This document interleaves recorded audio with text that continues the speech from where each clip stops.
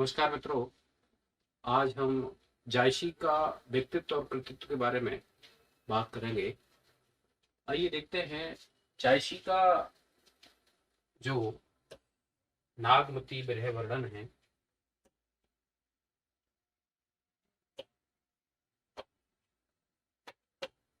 हमारे पाठ्यक्रम में जायशी का नागमती वियोग खंड पाठ्यक्रम में लगा हुआ है।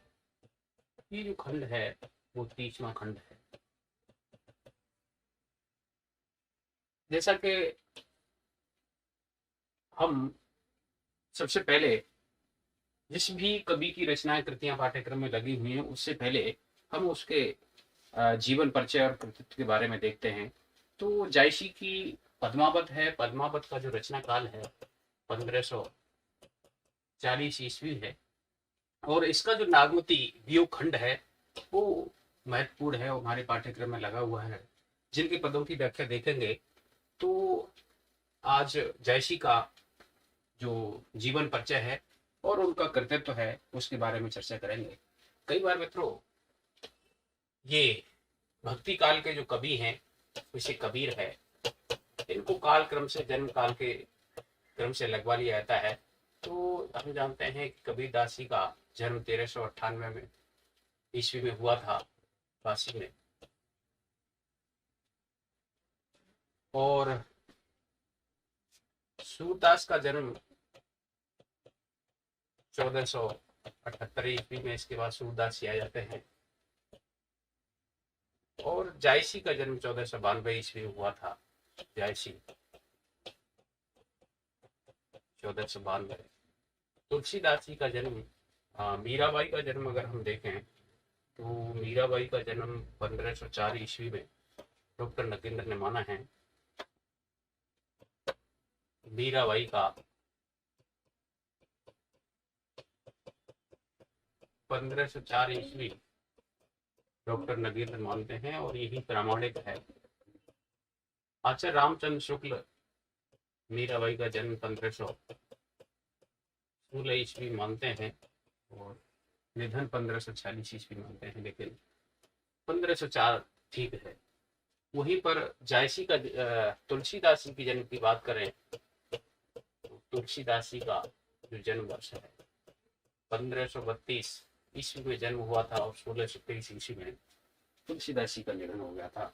तो ये ध्यान रखें, सबसे पहले कबीरदास जी का 1498 में, और फिर सूरदास का जन्म 1478 में, फिर मीराबाई का 1504 में, और उससे पहले 1492 में जायसी का, और फिर 1532 में तुलसीदास जी का जन्म होता है।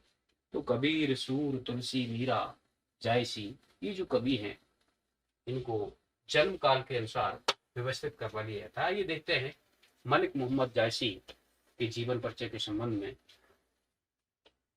मलिक मोहम्मद जायसी का जन्म 1492 ईस्वी में उत्तर प्रदेश का जो रायबरेली जिला है उस जिले के जायश नामक एक शहर है उसमें हुआ था।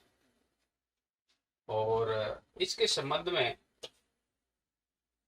जो जायसी की कृतियां हैं पद्मावत और आखिरी कलाम और अखरावत। तो आखिरी कलाम में बाबर की शाही वक्त के रूप में प्रशंसा की गई है। पूछा जाता है कि किस कृति में बाबर शाही वक्त के रूप में बाबर की प्रशंसा की गई है, स्तुति की गई है। तो ध्यान रखें आखिरी कलाम में बाबर की गई है और ये जायसी शेरशाह सूरी के समकालीन थे और शेरशाह सूरी की जो प्रशंसा है वह पद्मावत में की गई है। तो शेरशाह सूरी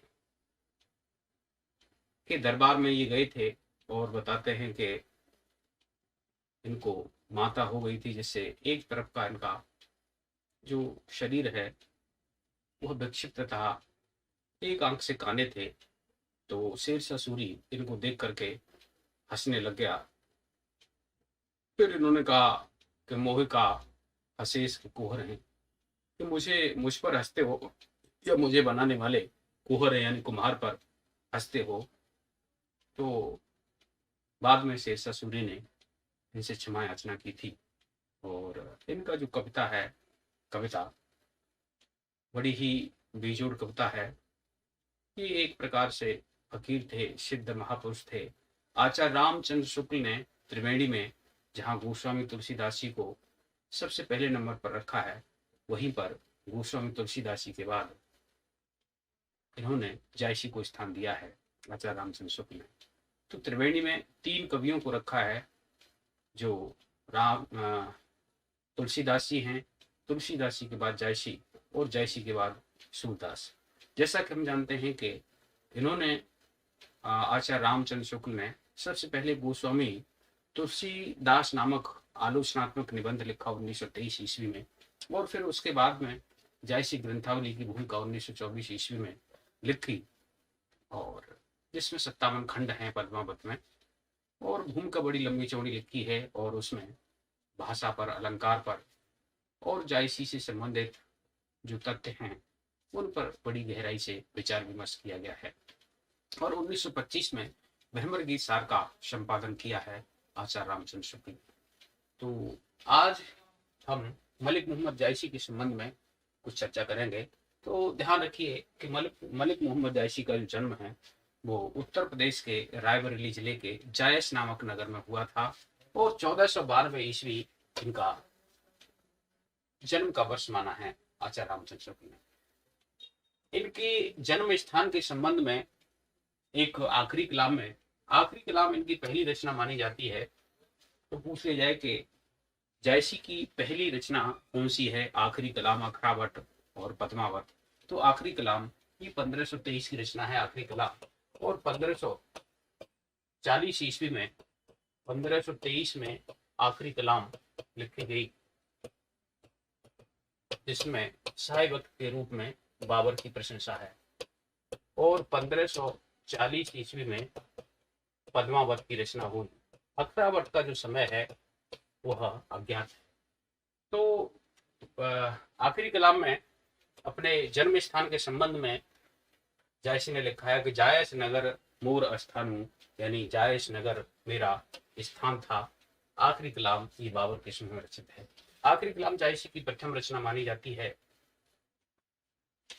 जायस, देखिए पद्मावत में भी इसका जिक्र किया है कि जायस नगर धर्म स्थानु, यानी मोर स्थानु, ये वाली बात आखिरी कलाम में की गई है, और जायस नगर धर्म स्थानु, ऐसा ये ध्यान रखिए। धर्म जो शब्द है वो पद्मावत के जो 57 खंड हैं, इसमें पहला खंड स्तुति खंड है, और अंतिम खंड पद्मावती नागमती खंड है, और 30वां खंड नागमती वियोग खंड है। तो जायस नगर धर्म स्थानु तह कब आए तीन बखानु। तो जायस नगर में आकर के ये कवि जायसी ने रचना की थी पद्मावत की, ऐसा इसका मतलब है। निधन 1542 में हुआ था, यानी इनका जो जीवन काल है वो 50 वर्ष रहा। 1492 ईस्वी में जन्म और 1542 ईस्वी में निधन। ये यहाँ से इसमें से घटाएंगे तो 50 वर्ष इनका जीवन काल आता है। जायसी की कब्र रायबरेली में, जो कांग्रेस का गढ़ माना जाता है उत्तर प्रदेश का, अमेठी, तो अमेठी में जायसी की कब्र है। जायसी ने आखिरी कलाम में साहिबत के रूप में बाबर का, और पद्मावत में साहिबत के रूप में शेरशाह सूरी की प्रशंसा की है। और इनका जो शेरशाह सूरी था, शेरशाह सूरी समकालीन था, और जैसा कभी मैंने बताया था कि शेरशाह के दरबार में जब जायसी गए तो शेरशाह इनको देख करके, इनके जो क्रूरता को देख करके, ये एक आंख से काने थे, उसको देख करके और खिलखिला करके हंस पड़ा। तो तुरंत ही जायसी ने कहा था कि मोह का हंसे के कुहर है, यानी मेरे ऊपर हंसते हो कि कुम्हार के ऊपर। तो इनके गुरु की बात करें तो इनके गुरु आचार्य रामचंद्र शुक्ल ने सैयद अशरफ को इनका गुरु माना है। तो 2 गुरु हैं, एक सैयद अशरफ और दूसरा शेख मोहिदी।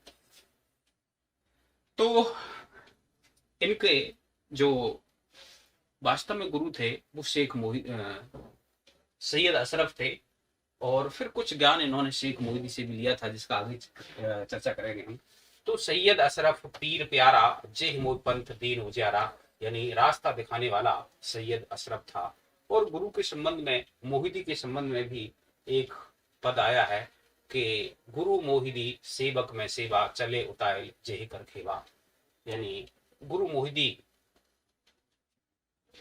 तो सेवक में, यानी मैं खुद गुरु मोहिदी का सेवक था और जिनकी गुरु मोहिदी की मैंने सेवा की, तो ये दूसरे गुरु हैं। जायसी निजामुद्दीन औलिया की शिष्य परंपरा में आते हैं और हम जानते हैं कि चिश्ती संप्रदाय के प्रवर्तक निजामुद्दीन औलिया माने जाते हैं। आचार्य रामचंद्र शुक्ल एवं गिरीश ने जायसी को का गुरु शेख मोहिदी को माना है। और जायसी ग्रंथावली की भूमिका में आचार्य रामचंद्र शुक्ल इसके संबंध में लिखते भी हैं कि इससे हमारा अनुमान है कि उनके दीक्षा गुरु तो सैयद अशरफ, दीक्षा गुरु तो थे सैयद अशरफ, पर पीछे से उन्होंने मुइनुद्दीन की भी सेवा करके उनसे बहुत कुछ ज्ञानोपदेश और शिक्षा प्राप्त की। देखिए, मुइनुद्दीन या शेख मोहिदी एक ही चीज है। ये देखिए, शेख मोहिदी या मुइनुद्दीन, ये तो शेख मोहिदी को गुरु आचार्य रामचंद्र शुक्ल मानते हैं कि इनसे हमारा अनुमान है कि उनके दीक्षा गुरु तो सैयद अशरफ को माना है आचार्य रामचंद्र शुक्ल ने, लेकिन पीछे उन्होंने मोइनुद्दीन की सेवा करके उनसे बहुत कुछ ज्ञान और शिक्षा प्राप्त की थी। तो दीक्षा तो गुरु पूछा जाए तो सैयद अशरफ, और जो ज्ञान मिला था वो मिला था शेख मोहिदी के द्वारा। जायसी क्रूर थे, शेरशाह सूरी की सभा में इनका अपमान हुआ था। इसके प्रत्युत्तर में जायसी ने सभासदों से निम्न कथन कहा था। देखिए, कौन सा कथन कहा था कि मोह का हंसे से कि कोहर है, अर्थात मुझ पर हंस रहे हो कि मुझ पर बनाने वाले कुमार पर। रचनाओं की बात करें तो आचार्य रामचंद्र शुक्ल ने जायसी ग्रंथावली की भूमिका में इनकी 3 रचनाओं का उल्लेख किया है। पद्मावत, पद्मावत जो जायसी की अक्षय कृति का भंडार है, और पद्मावत की रचना 1540 ईस्वी में हुई थी।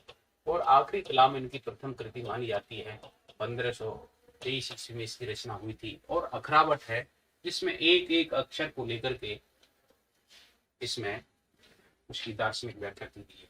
सैयद अली मोहम्मद के अनुसार सैयद अली मोहम्मद ने जायसी की रचनाओं की संख्या 14 मानी है, जिनमें पद्मावत है, अखरावट है, सखरावट है, इतरावत, चंपावत, मटकावत, चित्रावत, खुरवानामा, मोहरानामा, मोरायनामा, मुकरहा नामा, मुखरा नामा, पोस्ती नामा, भूली नामा और आखिरी कलाम।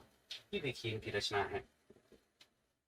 नागरिक प्रचारिणी सभा एवं the Royal Asiatic Society of Bengal के अनुसार इनकी रचनाओं की संख्या पूछी जाए तो आपको 20 उत्तर देना है। और अगर आपको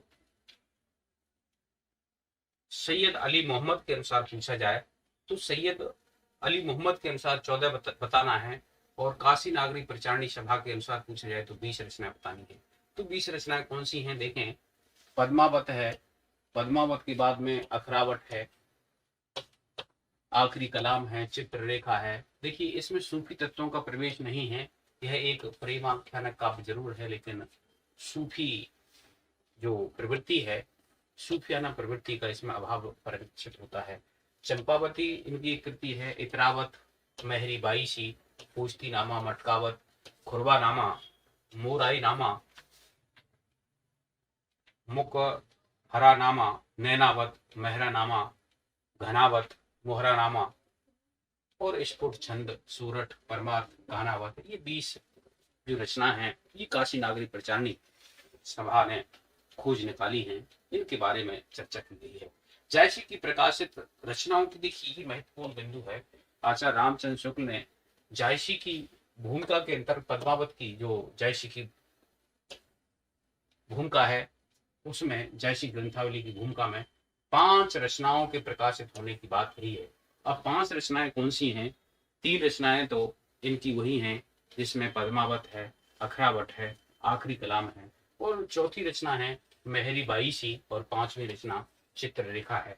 जैसी की पहली रचना आखिरी कलाम है जिसका हम जिक्र कर चुके हैं, परंतु अंतिम रचना के संबंध में ऐसा कोई उल्लेख नहीं मिलता, और प्रकाशन वर्ष एक तो आखिरी कलाम का मिलता है 1523 और पद्मावत का उल्लेख मिलता है 1540 में।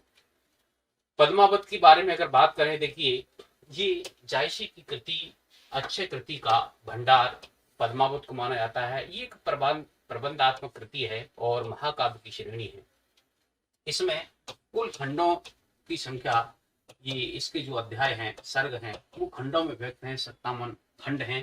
पहला खंड स्तुति खंड है और इसका अंतिम खंड है पद्मावत और नागवती खंड।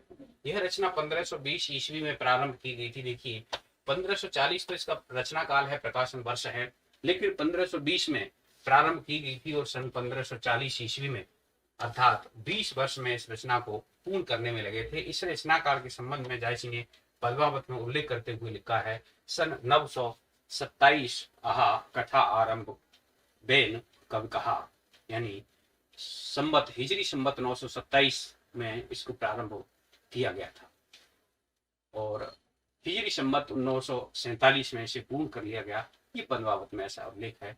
सर्गों की संख्या 57, जिनको खंड कहा गया। प्रथम खंड स्तुति खंड, द्वितीय खंड सिंगल दीप खंड है, 30वां नागमती व्यूह खंड है और 57वां खंड पद्मावती नागमती खंड है।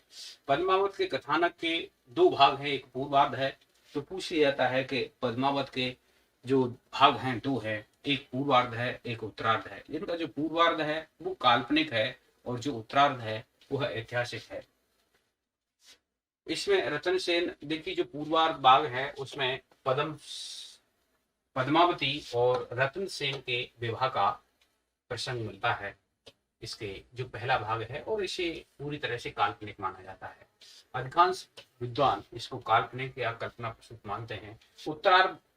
उत्तरार्ध भाग है, ये इसका ऐतिहासिक माना जाता है, यानी इतिहास की घटनाओं से इसका मेल मिलता है और इसमें विवाह के बाद की जो जीवन कथा है उसका इसमें चित्रण किया गया है कि विवाह के बाद में जब पद्मावती चित्तौड़ में आ जाती है रतन सेन के साथ में, तो फिर एक दिन अलाउद्दीन खिलजी आता है और अलाउद्दीन खिलजी से युद्ध चलता है और कई लंबे समय तक अलाउद्दीन खिलजी ने आक्रमण किया, लेकिन चित्तौड़ को अपने कब्जे में नहीं कर पाया और फिर संधि होती है। संधि के तहत वह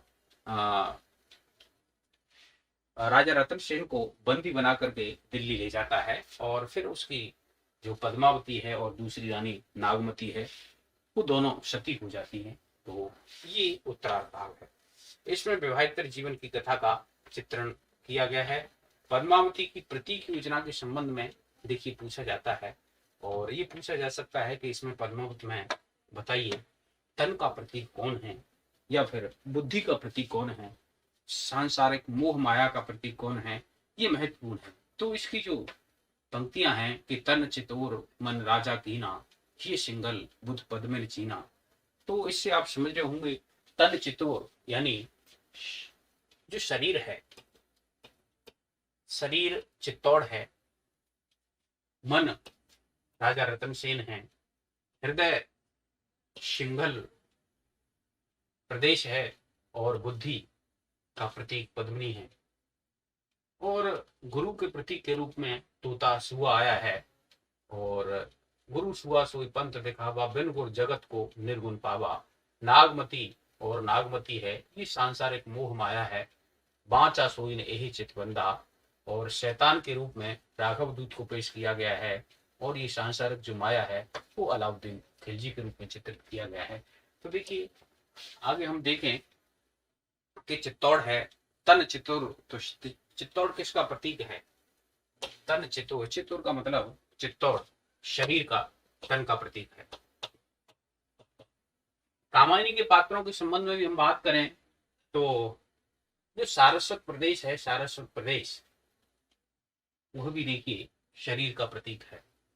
इधर रतन सेन की अगर हम बात करें तो रतन तन चित्तौर मन, मन का प्रतीक रतन सेन है और इधर मन का प्रतीक मनु है। नागमती सोई दुनिया धंधा यानी सांसारिक बुद्धि का प्रतीक इधर नागमती है और उधर इड़ा है। पद्मावती तन चित्तौर मन राजा कीना, ये सिंघल बुद्ध पद्मिन चीना।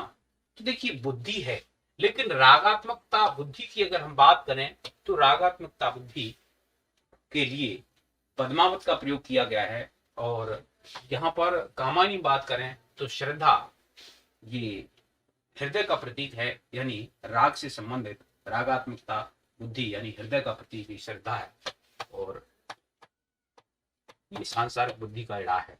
इधर हम बात करें हृदय का प्रतीक कौन है सिंगल द्वीप, ये सिंगल, तो हृदय का प्रतीक इधर सिंगल द्वीप है। और कामायनी बात करें तो जो मानसरोवर है, मानसरोवर हृदय का प्रतीक है। आगे इसी प्रकार से बात करें तो गुरु के रूप में हम बात करें तो गुरु सुआ सोई पंथ दिखावा, यानी हीरा मन जो तोता है वो गुरु के रूप में गुरु का प्रतीक है। और यहाँ पर ऐसा गुरु का कोई उल्लेख नहीं किया गया है। राघव दूत सोई शैतानु, यानी शैतान के रूप में राघव चेतन है और तो इधर असुर हैं आकुली किरात, ये शैतान के प्रतीक हैं। अलाउद्दीन माया अलाउद्दी खिलदान सुल्तान, यानी अलाउद्दीन सुल्तान है दिल्ली का, वो माया का प्रतीक बन करके आया है और यहाँ पर जो संसार है वो माया का प्रतीक है कामायनी में। शुक्ल जी ने पद्मावती की प्रतीक योजना में आंशिक परिवर्तन करते हुए आत्मा और परमात्मा के मिलन को कहा है। और जैसा कि हम जानते हैं भारतीय जो भक्ति पद्धति है, भारतीय भक्ति पद्धति में पुरुष को परमात्मा के रूप में और स्त्री को आत्मा के रूप में, जैसा कि हम कबीर में भी देखते हैं, कबीर ने आत्मा को स्त्री के रूप में दुल्हन गावों मंगलचार मोरे घर आए वो पिया भरतार। तो इसमें हिंदू संस्कृति में आत्मा को स्त्री के रूप में और परमात्मा को पुरुष के रूप में मान्यता प्रदान की गई है। वहीं पर जो प्रेमाख्यानक परंपरा है, सूफी काव्य है, सूफी काव्य में ये जो मसनवी शैली है उसमें स्त्री को परमात्मा के रूप में और पुरुष को आत्मा के रूप में यहाँ पर दिखाया गया है, दर्शाया गया है। आंशिक परिवर्तन किया है तो रतन सेन को आत्मा का और पद्मावती को परमात्मा का प्रतीक आचार्य रामचंद्र शुक्ल मानते हैं। पद्मावत के संदर्भ में कुछ जानकारी महत्वपूर्ण संबंध बातें हैं, उनकी बात करें तो पद्मावती की जो भाषा है वो ठेठ अवधि है, यानी ग्रामीण की अवधि है। देखिए एक हमें भाषा मिलती है तुलसीदास जी के रामचरितमानस की और एक इधर पद्मावत है जायसी का। दोनों में अंतर क्या है अगर हमें पूछा जाता है कि दोनों में अंतर क्या है, तो जायसी का जो पद्मावत है उसकी भाषा ठेठ अवधि है, यानी ग्रामीण अवधि है। और रामचरितमानस की भाषा उसमें जो तत्सम शब्दों से युक्त है वो अवधि रामचरितमानस में है, तुलसीदास के रामचरितमानस में, यानी साहित्यिक अवधि तुलसीदास की है और ठेठ अवधि ग्रामीण अवधि जायसी की है। पद्मावत में 7 चौपाइयों के बाद दोहा रखने का विधान किया गया है। ये पूछा जाता है पद्मावत में मलिक मोहन जायसी ने मूर्ति पूजा की निंदा की है, परंतु प्रेमाख्यानिक परंपरा में खंडन मंडन वैसा नहीं मिलता जैसा निर्गुणवादी परंपरा के कवियों कबीर आदि कवियों में मिलता है। वैसा सूफी परंपरा के जो प्रेमाख्यानिक कवि हैं उन्होंने खंडन मंडन नहीं किया है, लेकिन जायसी ने मूर्ति पूजा का विरोध जरूर किया है। ये जो सूफी काव्य है ये एकेश्वरवाद पर जोर देता है, एकेश्वरवाद पर जोर देता है, इसलिए मूर्ति का पूजा का विधान नहीं है। पद्मावत में साहे भक्त के रूप में शेरशाह सूरी की प्रशंसा की गई है और इस संबंध में एक अर्धाली है कि शेर शाह दिल्ली सुल्तान चहु खंड कपे जस भानु, ऐसा पद्मावत में इस साहे भक्त के रूप में जायसी ने शेरशाह की प्रशंसा की है। पद्मावत में 12 मासा का वर्णन आषाढ़ माह से प्रारंभ हुआ है, लेकिन बीसल देव में कार्तिक माह से प्रारंभ होता है। मित्रों हम जानते हैं कि 12 मासा है, 12 मासा का प्रारंभ 12 मासा का प्रारंभ कहां से होता है, तो अपभ्रंश की अगर हम बात करें तो विनय चंद सूरी,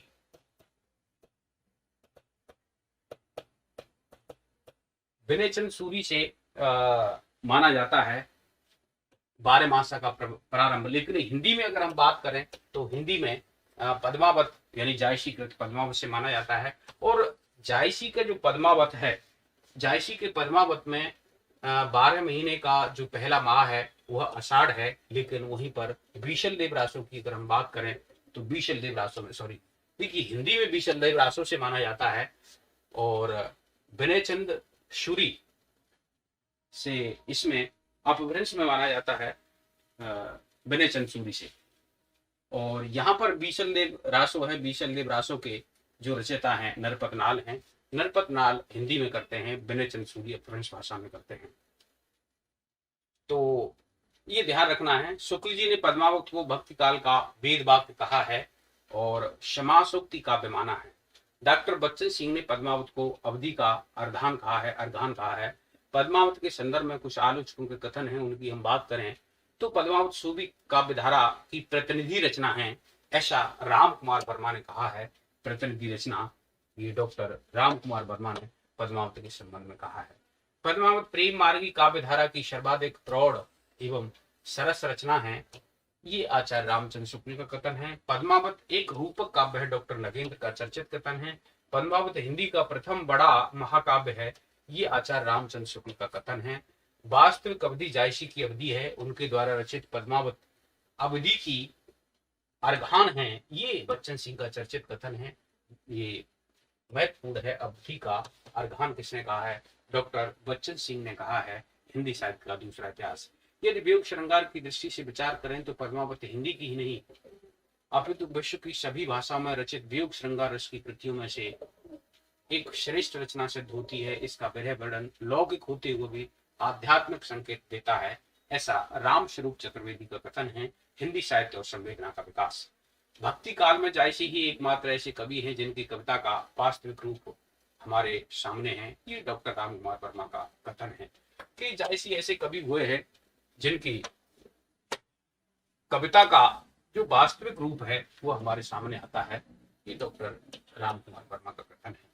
नागमती वियोग खंड हिंदी साहित्य की अद्वितीय वस्तु है या फिर अनमोल निधि है, ऐसा कहने वाले, अद्वितीय वस्तु या अनमोल निधि कहने वाले आचार्य रामचंद्र शुक्ल हैं। आचार्य रामचंद्र शुक्ल ने नागमती वियोग खंड को सबसे महत्वपूर्ण खंड माना है पद्मावत का, और उसके लिए अद्वितीय या अनमोल निधि शब्द का प्रयोग किया है। सूफी साधना का मेरुदंड प्रेम है, ये आचार्य शुक्ल का कथन है। देखिए इनकी एक आखिरी कलाम रचना है, इसका प्रकाशन वर्ष 1523 माना जाता है और प्रथम रचना मानी जाती है। आखिरी कलाम में साहिबक्त के रूप में ये महत्वपूर्ण है।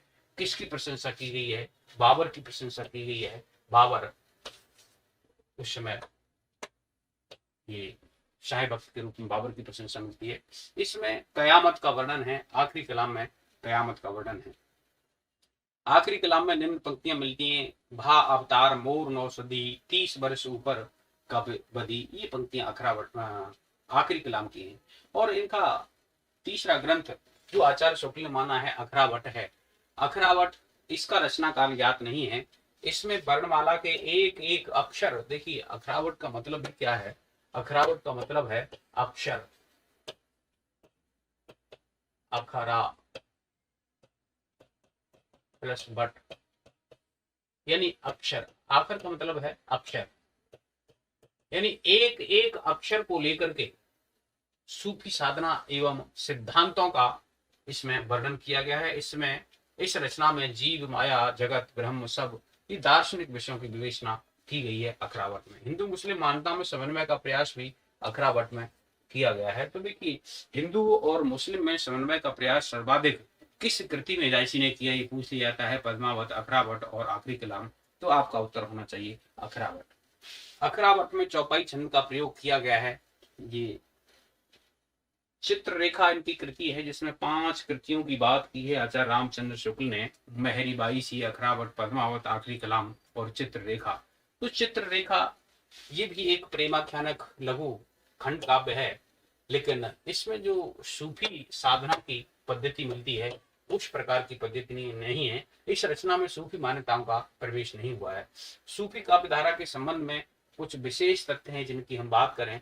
भारत में सूफी मत का आगमन 12वीं शताब्दी में हो गया था, लेकिन सूफी काव्यधारा का जो प्रवर्तन है वो 14वीं शताब्दी में आकर के होता है।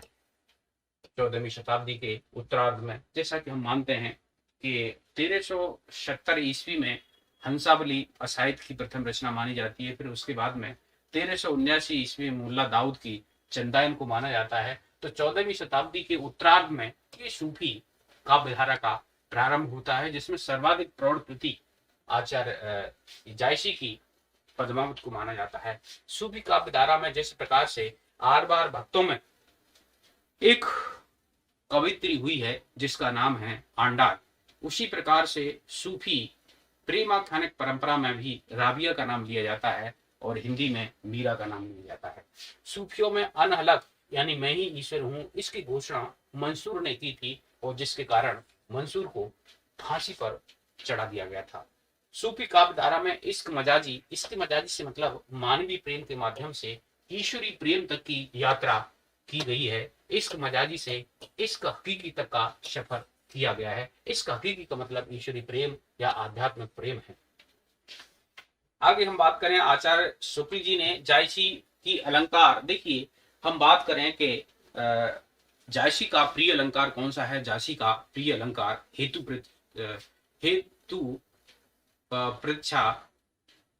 हेतु उत्प्रेक्ष अलंकार को जायसी का प्रिय अलंकार माना जाता है। उसी प्रकार सेनापति का प्रिय अलंकार श्लेष है। और बात करें हम भूषण का प्रिय अलंकार यमक है। और जायसी का प्रिय अलंकार उत्प्रेक्षा या फिर उत्प्रेक्षा में भी कहें तो हेतु उत्प्रेक्षा। आचार्य शुक्ल ने जायसी के अलंकार प्रियता के संबंध में कहा है कि इनमें से हेतु उत्प्रेक्षा जायसी को बहुत प्रिय थी। इसके सारे उन्होंने अपनी कल्पना का विस्तार बहुत दूर तक बढ़ाया है, कहीं कहीं तो सारी सृष्टि को अपने भाव के भीतर ले लिया है।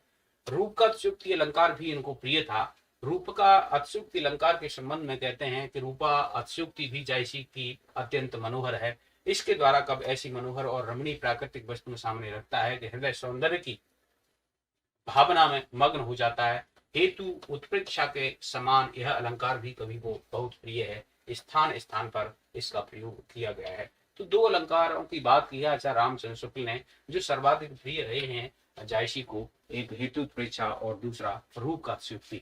सूफियों का प्रिय अलंकार समासोक्ति माना जाता है, लेकिन जायसी की हम बात करें और जायसी का भी देखिए समासोक्ति अलंकार सूफियों का है और जायसी का पूछा जाए तो हेतु उत्प्रेक्षा। सूफी मत में सर्वाधिक व्यापक और प्राचीन संप्रदाय चिश्ती संप्रदाय 12वीं शताब्दी में ख्वाजा मोइनुद्दीन चिश्ती के द्वारा इसका प्रवर्तन किया गया था। और इस चिश्ती संप्रदाय से ही जो सूफी प्रेमाख्यानिक परंपरा है ये इसका विकास हुआ और उसका 14वीं शताब्दी के उत्तरार्ध में सूफी प्रेमाख्यानिक परंपरा का प्रवर्तन होता है। सूफियों में भावात्मक रहस्यवाद है। वहीं पर हम बात करें कबीर की, तो कबीर का जो रहस्यवाद है वो आध्यात्मिक है और सूफियों का भावात्मक। सूफी मत को निम्नलिखित दो भागों में व्यक्त किया जाता है, एक शरा संप्रदाय है और दूसरा बेशरा संप्रदाय है। शरीयत को मानने वाले शरा कहलाते हैं और शरीयत को न मानने वाले बेशरा कहलाते। देखिए महत्वपूर्ण है, सूफी साधना के जो 4 पड़ाव हैं वो पूछ लिए जाते हैं कि सूफी साधना के जो 4 पड़ाव हैं वो कौन से हैं। तो सूफी साधना के जो 4 पड़ाव हैं वो सतह की मार से आप याद कर सकते हैं, या फिर एसटी है वेरी यानी सतह की मार, यानी स से शरीयत, त से तरीकत, हकीकत और मारिफत। तो शरीयत, तरीकत, हकीकत और मारिफत, या एस से शरीयत, टी से तरीकत, है से हकीकत, मेरी से मारिफत। और इसमें देखिए नासूत जिसको कहा जाता है, और शरीयत को नासूत नाम जला, यानी इससे आप याद कर सकते हैं कि शरीयत नासूत के लिए और तरीकत मलकूत के लिए और हकीकत के लिए जबरूत और मार्फत के लिए लाहूत। अब देखिए इनको क्या कहा, सूफी साधना का जो हम समझें कि सूफी साधना के जो 4 पड़ाव हैं, 4 पड़ाव और उसमें हाल की दशा उसके संगत क्या है और उनके अर्थ क्या है। देखिए शरीयत है, शरीयत, तरीकत, हकीकत और मार्फत। अब शरीयत के जो संगत हाल की दशा है वो नाम जला से आप याद कर सकते हैं, नासूत है। और तरीकत के मलकूत है जिसे उपासना कहा जाता है, नासूत को आचरण कहा जाता है। हकीकत को जबरूत कहा जाता है, यानी हकीकत सम्यक ज्ञान प्राप्त करना। और मार्फत को जो हाल की दशा है लाहूत है, और इसे इसका मतलब है सिद्धावस्था, यानी अंतिम अवस्था है वो सिद्धि की अवस्था होती है जिसे मार्फत कहते हैं, और इसकी हाल की दशा लाहूत कहलाती है। संत मत एवं सूफी काव्य धारा में कुछ समानताओं की बात करें कि दोनों में समानता यानी एक ईश्वरवाद को मानने वाले हैं, जहां पर कबीर भी कहते हैं कि दशरथ सुत त्यों लोक बखाना, उनका जो दशरथ पुत्र है वो निर्गुण निराकार ब्रह्म है, एक ही एक ईश्वरवाद में विश्वास रखते हैं। वहीं पर सूफी में भी एक ईश्वरवाद का इसमें पक्षधर रहा है। गुरु की महत्ता दोनों में है। गुरु की महत्ता जहां पर कबीर के काव्य में भी देखने को मिलती है, वहीं जायसी के काव्य में। अब देखिए निर्गुण काव्य धारा संत मत के जो प्रतिनिधि कवि हैं वो कबीर हैं, और सूफी प्रेमाख्यानिक परंपरा के जो प्रतिनिधि कवि हैं जायसी हैं। तो जो जायसी की विशेषता है काव्य की, वही विशेषताएं सूफी काव्य धारा की हैं, और जो कबीर की विशेषताएं वही संत मत की हैं। तो कबीर ने गुरु को महत्व दिया है और जायसी ने भी गुरु को महत्व दिया है। प्रेम की महत्ता दोनों में है, रहस्यवाद दोनों में मिलता है। एक में जो रहस्यवाद है वो भावात्मक रहस्यवाद है, और एक में आध्यात्मिक रहस्यवाद है। तो जायसी के अंदर तो भावात्मक रहस्यवाद मिलता है, और कबीर के अंदर आध्यात्मिक रहस्यवाद है। जाति पात व वर्ण व्यवस्था का विरोध दोनों में मिलता है। अब सूफी मत और संत काव्य धारा में कुछ असमानताएं में उनकी हम बात करें तो सूफी काव्य धारा में खंडन मंडन की प्रवृत्ति का अभाव है, जबकि संत काव्य धारा में यह प्रमुखता से परिलक्षित होती है। जैसा कि हम जानते हैं, एक तरफ जहां कबीर हिंदुओं को फटकारते हैं, वहीं पर मुसलमानों को भी वे कड़े हाथों लेते हैं और कहते हैं कि हिंदू मुसलमान के पीर औलिया खावे मुर्गा मुर्गी, और खाला गिरी बहन ब्याह में घर में करें सगाई।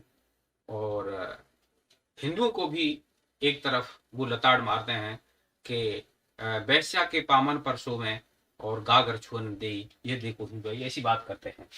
तो दोनों में मिलता है। सूफी काव्य धारा में खंडन मंडन की प्रवृत्ति नहीं है, लेकिन संत काव्य धारा में खंडन मंडन की प्रवृत्ति मुखर रूप से परिलक्षित होती है। सूफियों का रहस्यवाद भावात्मक है, और जब संतों का रहस्यवाद साधनात्मक या आध्यात्मक है। सूफियों में प्रेम तत्व की प्रधानता है, जबकि संतों में ज्ञान तत्व की प्रधानता है। संतों की भाषा सदुकड़ी है, जबकि अधिकांशतः सूफियों की जो भाषा है वो अवधि है, और अवधि भी ठेठ अवधि है। बच्चन सिंह ने जायसी की भाषा को अवधि का अर्घान कहा है। संत काव्य धारा में मुक्त काव्य लिखे गए, जब सूफी काव्य धारा में प्रबंध काव्यों की रचना हुई है। सूफी काव्य धारा के रचनाकारों की महत्वपूर्ण पंक्तियों की अगर हम बात करें तो भा अवतार मोर नौ सदी, ये आखिरी कलाम की पंक्तियां हैं। 30 वर्ष ऊपर कब, देखिए 30 वर्ष ऊपर कब बड़ी, और हम जानते हैं कि जहाँ 30 शब्द आता है 1523 में 1523 में आखिरी कलाम का प्रकाशन होता है, और 30 वर्ष वाली बात ये आखिरी कलाम में कही है।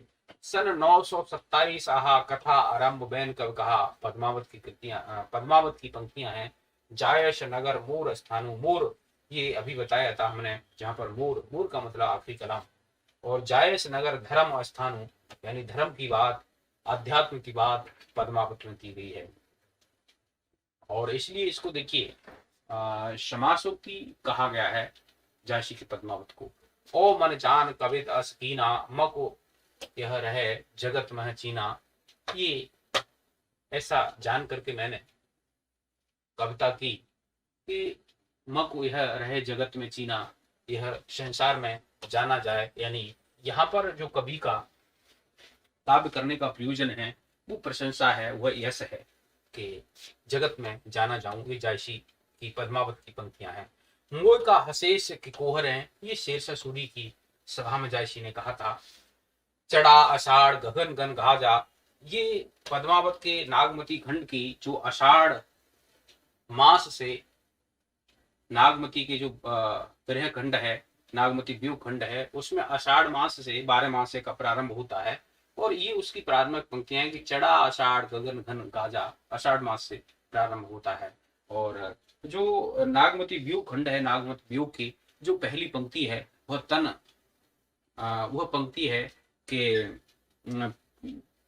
पिया गयो, जो चित्त एक बार जो पिया गया वो वापस लौट करके नहीं आया, वो ऐसी पंक्ति है उसकी कि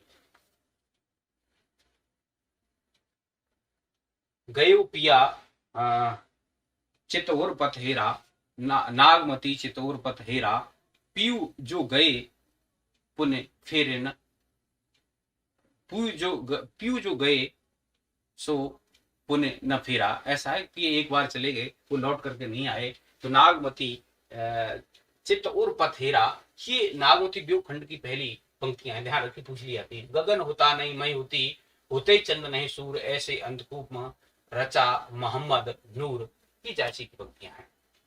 शेर शाह दिल्ली सुल्तानु, चार खंड तपे जस भानु, यानी सूर्य की तरह से उसका जो प्रताप था, उसका जो पराक्रम था, उसका जो वैभव था, उस पराक्रम की वैभव की बात की गई है, उसके प्रताप की बात की गई है।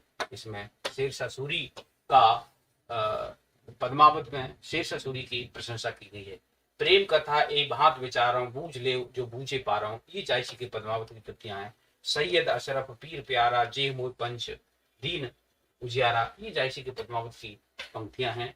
आगे देखें, गुरु मोहिदी सेवक में सेवा, चले उताइल जही कर खेवा, ये पद्मावत की पंक्तियां हैं। फूल मरे मरे है नहीं वासु, यानी फूल मर जाता है लेकिन उसकी सुगंध रह जाती है, ये जैसी की पद्मावत की पंक्तियां हैं। लोर कहा भई यह खंड गावाऊं, कथा काव कहे लोग सुनाऊं। देखिए, हम जानते हैं कि लोर कहा माता प्रसाद गुप्त ने चंदायन को कहा है, और ये मुल्ला दाऊद की कृति है 1319 की। तो लोर कहा से आप समझ गए होंगे मुल्ला दाऊद की चंदायन की पंक्तियां हैं। वीर श्रृंगार विरह क्यों पावा, पूर्ण पद ले लोग सुनावा, ये भी मुल्ला दाऊद की चंदायन की पंक्तियां हैं कि पूर्ण पद ले लोग सुनावा, ये चंदायन की पंक्तियां। जाकी बुद्ध हो यदकाई, आन कथा एक कहे बनाई, तो ये बुद्धि वाली बात उस्मान चित्रावली में करते हैं। कथा एक में ये उपाई, कहत मीठ और सुनत सुहाई, ये उस्मान की चित्रावली की हैं। हिंदू मग पर पावन राखों का जो बहुत हिंदी बाकी, ये भी नूर मोहम्मद की अनुराग बांसुरी की पंक्तियां हैं, चर्चित पंक्तियां हैं। इसमें ये स्पष्टीकरण देना पड़ा था नूर मोहम्मद को कि मैं हिंदू मग पर पैर नहीं रखूंगा, और का जो बहुत हिंदी बाकी। अनुराग बांसुरी में चौपाई के बाद में बरवा छंद का प्रयोग मिलता है, और वैसे हम देखते हैं कि दोही छंद का प्रयोग सूफी प्रेमाख्यानिक परंपरा में मिलता है चौपाई के बाद में धत्ता के रूप में। कथा जगत जेती कव्याई, पुरुष मार बृहस्पति कराई, ये मंझन की मधुमालती की पंक्तियां हैं। और मंझन की मधुमालती और कुतुबन की मृगावती का जिक्र हिंदी की प्रथम आत्मकथा अर्ध कथानक 1641, जिसके जो लेखक थे वह बनारसी दास जैन थे, उसमें मंझन की मधुमालती और कुतुबन की मृगावती की चर्चा की गई है। भादो मास पौष उजियारा, तिथि नवमी और मंगलवारा, जोगनीपुर दिल्ली बड़थाना, शाह सिकंदर बड़ सुल्ताना, ये जो पंक्तियां हैं ईश्वरदास कृत सत्यवती कथा की हैं। सिकंदर लोदी की प्रशंसा की गई है कि भादो मास पौष उजियारा, तिथि नवमी और मंगलवारा, जोगनीपुर दिल्ली बड़थाना, ये सिकंदर लोदी की बात है। शाह सिकंदर बड़ सुल्ताना, और सिकंदर शब्द भी इसमें आ ही रहा है। तो देखिए, जानत है वह सृजनहारा, जो किछ है मन मरम हमारा, ये नूर मोहम्मद की अनुराग बांसुरी की पंक्तियां हैं। और ये एक आध्यात्मिक काव्य है अनुराग बांसुरी। ऊंच संग ऊंच मन भावा, तब भा ऊंच ज्ञान बुझ पावा, ऊंचा पंथ प्रेम का होई, और तेह मां ऊंच भई सब कोई, कासिम सा हंस जवाहिरी, ये पंक्तियां हैं। सूफी काव्य धारा से संबंधित कुछ महत्वपूर्ण पद हैं, उनकी हम बात करें कि 5 चौपाइयों के बाद दोहा यानी धत्ता देने की जो परंपरा वाले जो ग्रंथ हैं उनमें मृगावती ये कुतुबन की है, मधुमालती मंझन की आती है, ईश्वरदास की सत्यवती तथा हंसावली ये भी आती है असाहित की, चंदायन मुल्ला दाऊद की और इंद्रावती ये इसमें 5 चौपाइयों के बाद दोहे की परंपरा है इन कृतियों में। तो ध्यान रखिए, एक तो मृगावती है, दूसरी मधुमालती है, तीसरी मुल्ला दाऊद की चंदायन है, चौथी हंसावली है असाहित की और एक इंद्रावती है। 7 चौपाइयों के और माधवानंद काम कंदला आलम वाली 7 चौपाइयों के बाद एक दोहा छंद के प्रयोग करने वाले प्रामाख्यानक एक तो पद्मावत है और एक चित्रावली है। उस्मान की ध्यान रखना, ये दोनों महत्वपूर्ण है। पूछे जाता है कि 7 चौपाइयों के बाद किस कृति में दोहा नहीं का प्रावधान नहीं है, तो चित्रावली और पद्मावत। 10 चौपाइयों के बाद यूसुफ जुलेखा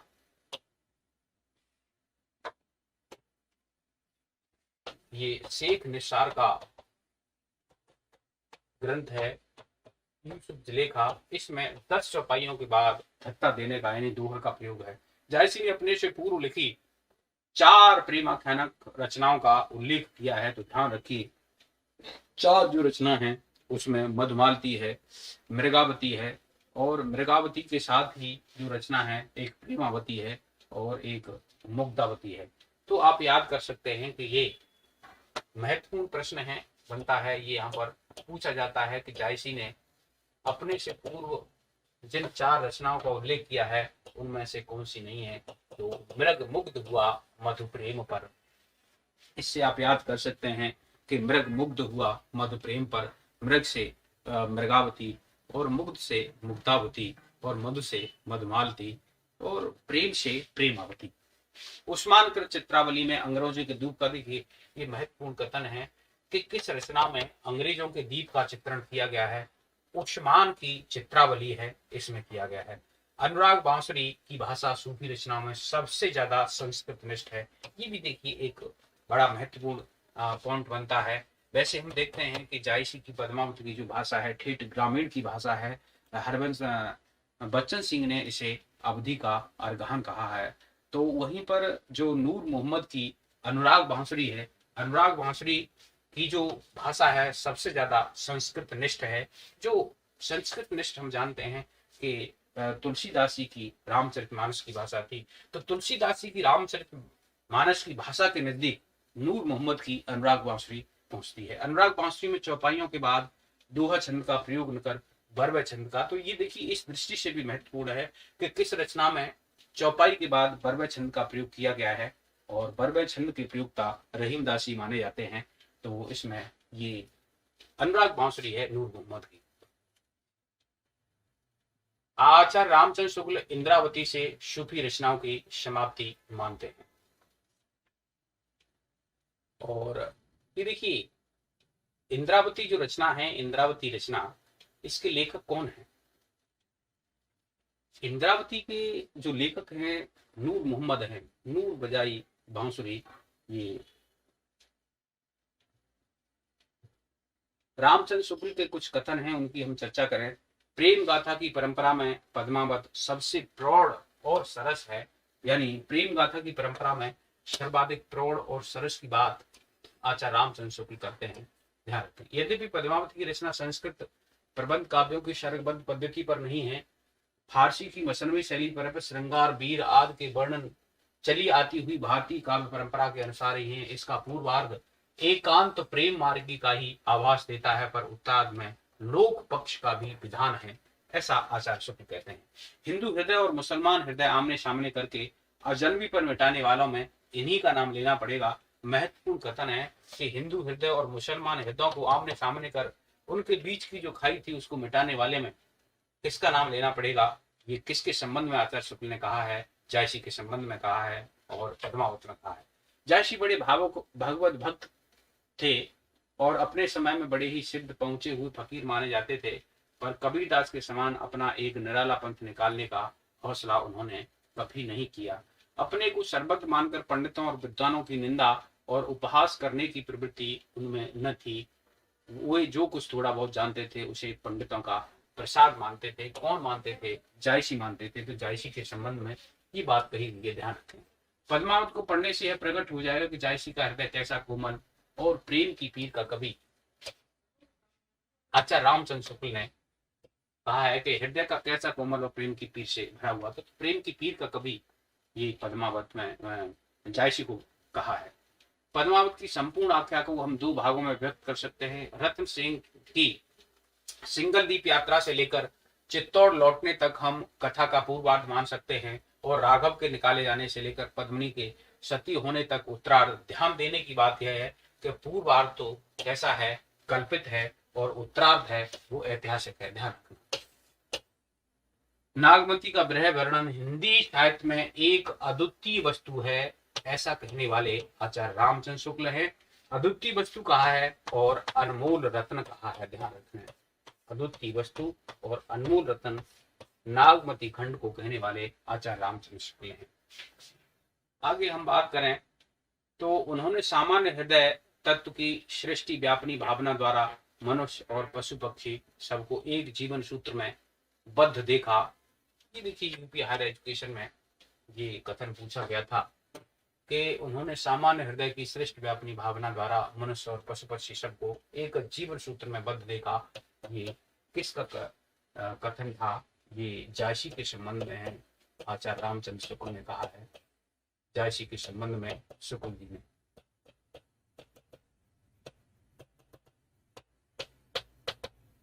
नागमती वियोग दशा का विस्तार केवल मनुष्य जात तक ही नहीं, पशु पक्षियों और पेड़ पौधों तक दिखाई पड़ता है।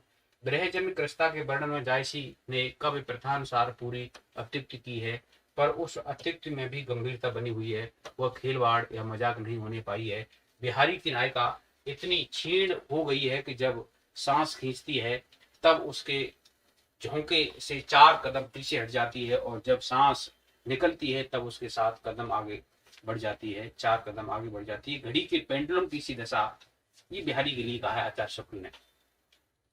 अलंकार है क्या? वर्णन करने की अनेक प्रकार की चमत्कारपूर्ण शैलियां जिन्हें काव्यों से चुनकर प्राचीन आचार्यों ने नाम रखे और लक्षण बनाए, ये शैलियां न जाने कितनी हो सकती हैं। तो ध्यान रखें, अलंकार को एक चमत्कारपूर्ण शैली मानने वाले आचार्य रामचंद्र शुक्ल हैं कि अलंकार है क्या? वर्णन करने की एक चमत्कारपूर्ण शैली है। जायसी की भाषा ठेठ अवधि है और पूर्वी हिंदी के अंतर्गत है।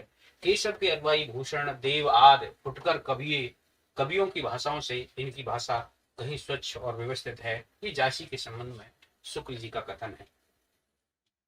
जायसी की काव्य रचना स्वच्छ होने पर भी तुलसी के समान सुव्यवस्थित नहीं है।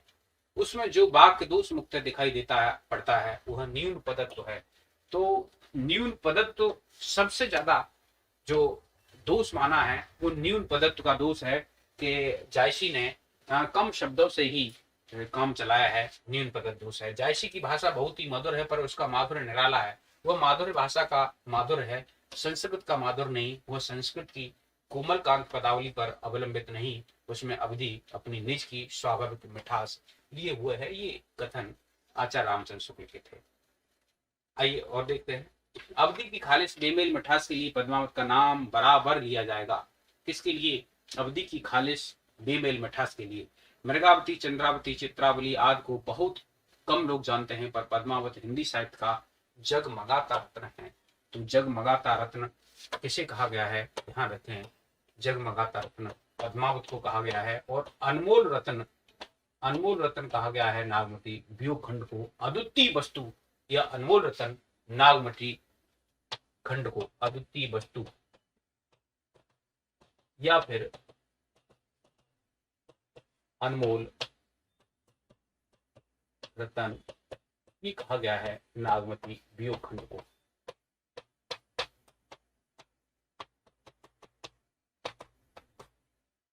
अब देखिए, रामचंद्र चतुर्वेदी ने अपने हिंदी साहित्य और संवेदना के इतिहास में इससे संबंधित कुछ कथन लिखे हैं। जायसी की प्रमुख कृति पद्मावत की रचना प्रक्रिया का संवेदनशील विश्लेषण कई समर्थ समीक्षकों द्वारा हुआ।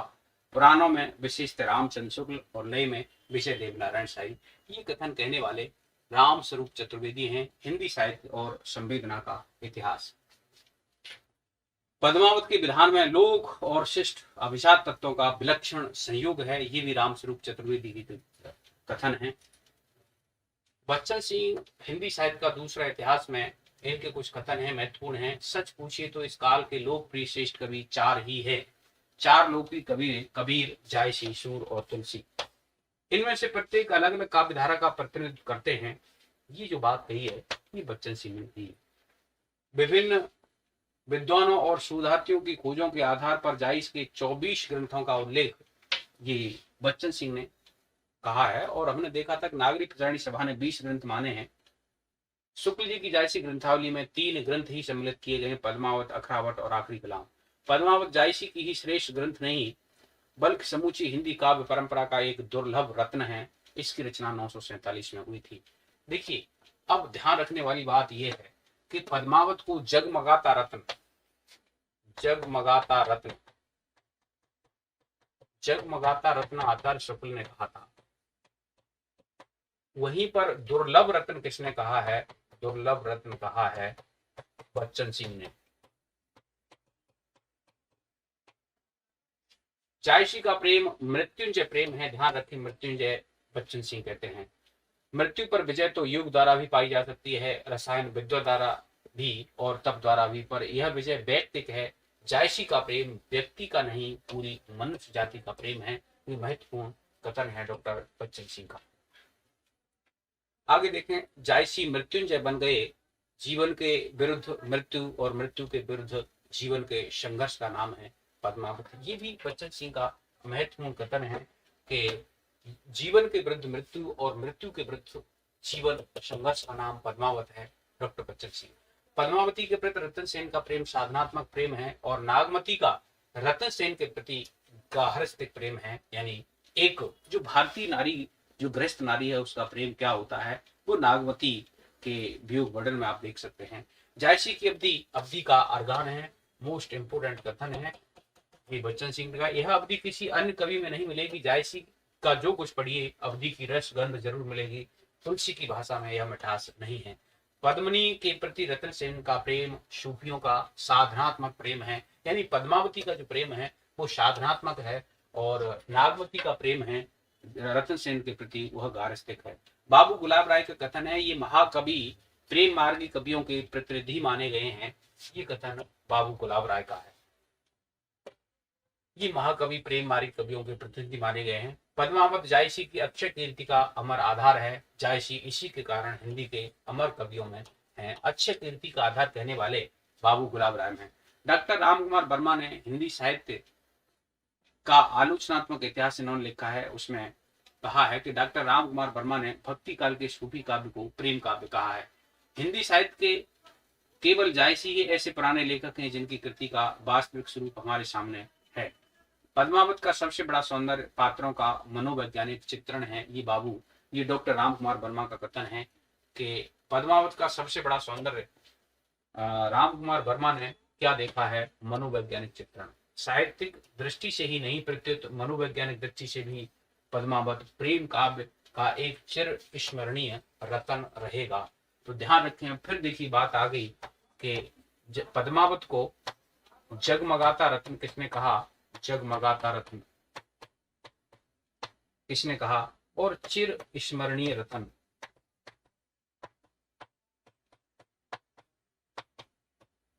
रतन किसने कहा? तो जगमगाता रतन आचार्य शुक्ल ने कहा,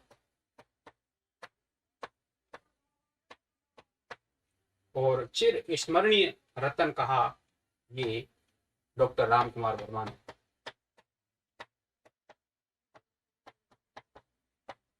और दुर्लभ रतन किसने कहा? दुर्लभ रतन कहा बच्चन सिंह ने। देखिए, अभी हमने देखा था दुर्लभ रतन।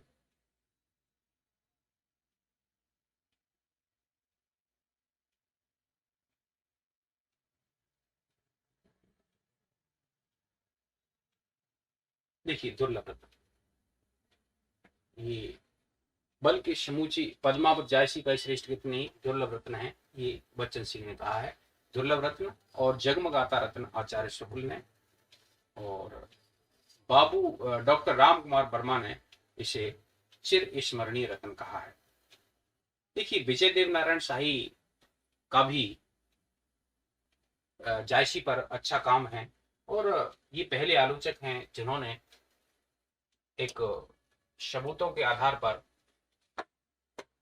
प्रामाणिक रूप से आचार्य शुक्ल के जो सिद्धांत थे जायसी के संबंध में, जो मान्यताएं थी, उनका विरोध किया।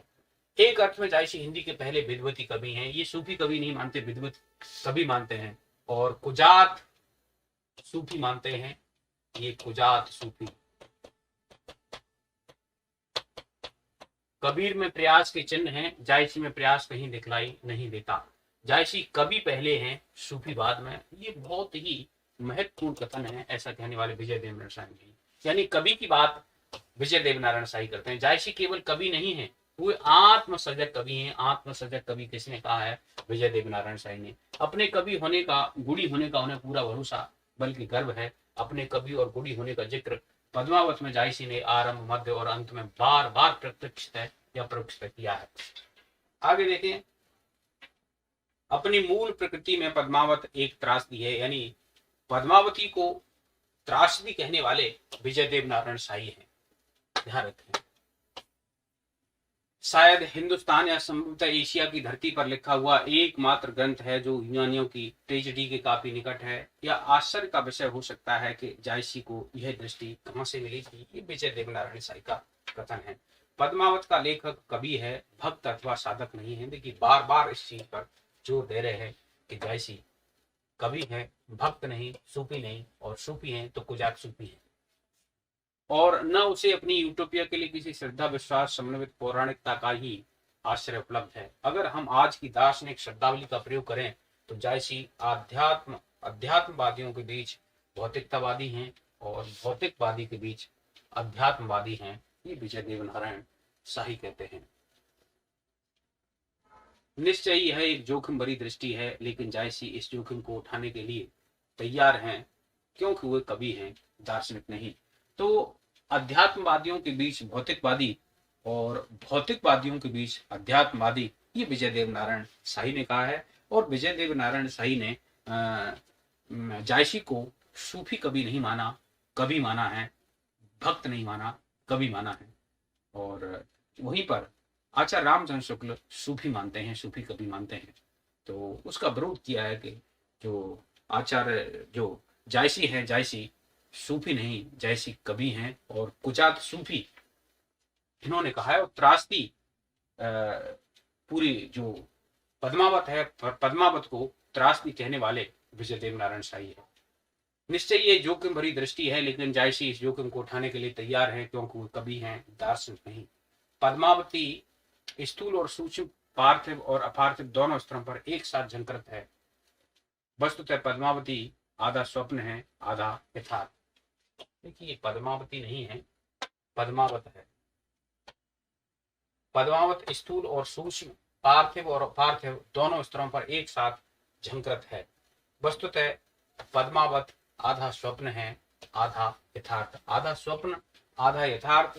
अध्यात्मवादियों के बीच में भौतिकतावादी और भौतिकतावादी के बीच में अध्यात्मवादी, ये कहने वाले विजय देवनारायण शाही। आधा स्वप्न आधा यथार्थ कहने वाले कुजात सूफी कहने वाले, और त्रासदी कहने वाले, आधा स्वप्न आधा यथार्थ कहने वाले, ये विजय देवनारायण शाही थे। तो देखिए, आज ये हमने विजय जायसी का जो पद्मावत लगा हुआ है 1540 की कृति, आज हमने जायसी का जीवन परिचय और उनकी जो साहित्यिक रचना है, उनके संबंध में जो विभिन्न आलोचकों के महत्वपूर्ण कथन है, उनकी चर्चा की। अब हम अगले व्याख्यान में जायसी का जो नागमती खंड हमारे पाठ्यक्रम में लगा हुआ है, उसकी व्याख्या को देखेंगे। तो आज के लिए मित्रों इतना ही। धन्यवाद।